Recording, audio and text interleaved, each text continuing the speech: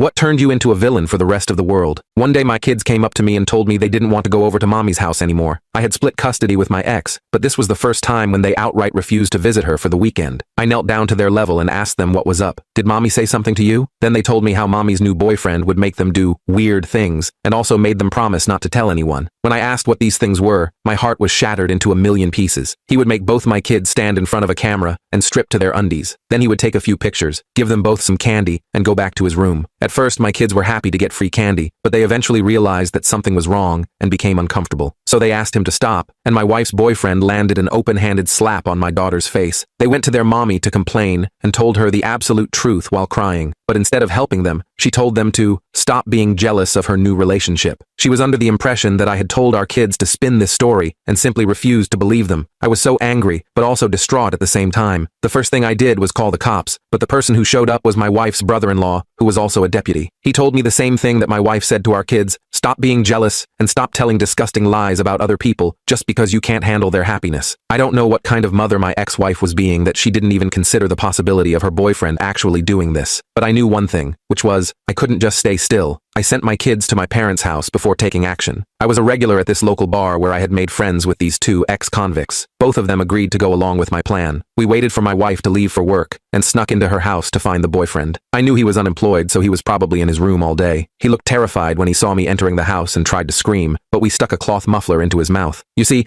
I was under the impression that he was using those photos he took to get himself off like a sicko, so my plan was to simply find the photos, delete them forever, and threaten him enough so that he never does it again. But then the boyfriend confessed as to what he was actually doing. Turns out, he had a very long line of other sickos who wanted to buy these photographs and were paying him top dollar for them. He had about 6 copies of each photo, ready to be shipped out in a couple days' time. The severity of the situation dawned on me, and I realized that if my kids didn't have enough courage to come to me, then I never could have stopped these photos from going out there. My eyes just saw red, and I lost control. I grinded the boyfriend's head in with the iron knuckles I had been wearing and didn't stop until my 2 friends dragged me off of him. I knew what I had done would land me in prison, which would mean my kids would go to my wife, and her next boyfriend could potentially do a similar thing to them. So I just started crying on the wooden floor. This is when one of my friends told the other to take me home and made a joke about how prison life suits him better anyway. I looked at him and for a brief moment forgot all of his past crimes and simply nodded my head with respect.